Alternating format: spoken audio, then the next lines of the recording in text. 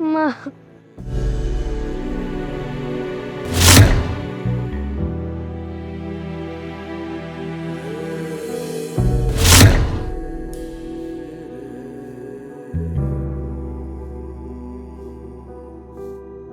ತಪ್ಪಾಯ್ತು ಕಂದ.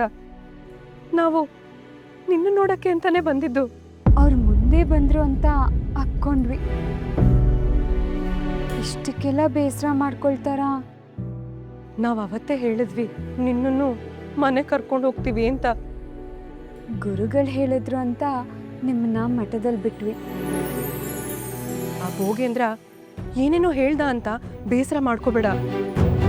ನಾವೆಲ್ಲ ನಿನ್ನವರೇ ಕಣಪ್ಪ. ಊರಲ್ಲಿದ್ರು ಸದಾ ನಿಮ್ಮ ಬಗ್ಗೆನೇ ಯೋಚನೆ ಮಾಡ್ತೀವಿ ಗೊತ್ತಾ? ನೀನತ್ರ ನಮಗೂ ಅಳು ಬರುತ್ತೆ. ಅಯ್ಯಯ್ಯೋ, ಅಳ್ಬೇಡಿ ಅತ್ತೆ. ನನಗೆ ನಿಮ್ಮಿಬ್ರು ಮೇಲೂ ಬೇಸರ ಇಲ್ಲ. ಅಣ್ಣಂದ್ರು ನಿಮಗೆ ಅಪ್ಕೊಂಡಾಗ ಅಮ್ಮ ನೆನಪಾದ್ಲು ಅಷ್ಟೆ. ನೋಡು ಮಗನೇ, ಅಮ್ಮ ಎಲ್ಲೇ ಇದ್ರೂ ನಿನಗೆ ಆಶೀರ್ವಾದ ಮಾಡ್ತಿರ್ತಾಳೆ. ಅವಳಿಲ್ಲ ಅಂತ ಕೊರಗಬೇಡ. ನಾವು ನಿನ್ನ ಜೊತೆಗಿದ್ದೀವಿ.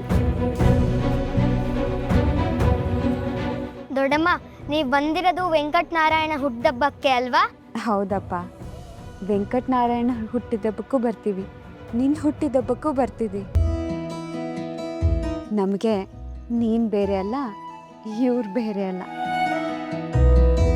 ನಾವೆಲ್ಲರೂ ಒಂದೇ ಕುಟುಂಬ. ನೀನು ಸದಾ ನಗ್ನಗ್ತಾ ಇರಬೇಕು ಅನ್ನೋದು ನನ್ನ ಆಸೆ. ನಿನಗಿಷ್ಟವಾದದ್ದು ರವೆ ಉಂಡೆ ಮಾಡ್ಕೊಂಡ್ಬಂದಿದ್ದೀನಿ ಗೊತ್ತಾ ಕಮಲ?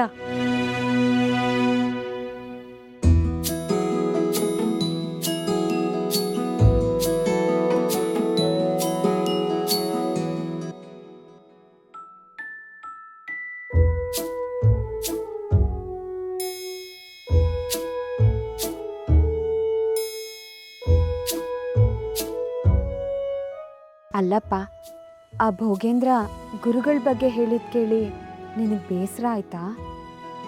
ಇಲ್ಲ ದೊಡ್ಡಮ್ಮ, ಗುರುಗಳು ತುಂಬಾ ಒಳ್ಳೆಯವರು. ಎಲ್ಲರನ್ನೂ ಸ್ವಂತ ಮಕ್ಕಳ ಥರ ಪ್ರೀತಿಸ್ತಾರೆ. ಅಮ್ಮ, ಯಾರು ಊಟ ಮಾಡಿಲ್ಲ, ಯಾರು ನಿದ್ದೆ ಮಾಡಿಲ್ಲ, ಯಾರ ಆರೋಗ್ಯ ಸರಿ ಇಲ್ಲ ಅಂತ ಅವರೇ ಬಂದು ವಿಚಾರಿಸಿ ಆರೈಕೆ ಮಾಡ್ತಾರೆ. ಹುಷಾರಿಲ್ಲ ಅಂದ್ರೆ ಅವ್ರು ಮುಟ್ಟಿದ್ರೆ ಸಾಕು ಹುಷಾರಾಗ್ಬಿಡ್ತೀವಿ. ಅವ್ರ ತಲೆ ಮೇಲೆ ಕೈ ಇಟ್ರೆ ಹಸುವೆ ಮರ್ತೋಗುತ್ತೆ. ನಿದ್ದೆ ಬರ್ಲಿಲ್ಲ ಅಂದ್ರೆ ನಿದ್ದೆ ಬರತ್ತೆ. ನಾವೆಲ್ಲರೂ ಅವ್ರನ್ನ ದೇವರು ಅಂತಾನೆ ತಿಳ್ಕೊಂಡಿದ್ದೀವಿ. ಹೌದಪ್ಪ, ಅವರು ದೇವರು. ಅವರು ನಮ್ಮ ರಕ್ತ ಹಂಚ್ಕೊಂಡು ಹುಟ್ಟಿದ್ದಾರೆ ಅನ್ನೋದು ನಮ್ಮ ಪುಣ್ಯ. ಅವ್ರ ಬಗ್ಗೆ ಯಾರು ಏನೇ ಹೇಳಿದ್ರು ನೀವು ಕೇಳಬೇಡಿ.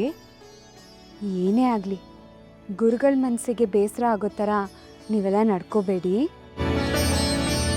ಅವ್ರನ್ನ ನಂಬಿದ್ರೆ ನಮ್ಗೆಲ್ಲರಿಗೂ ಒಳ್ಳೇದಾಗತ್ತೆ.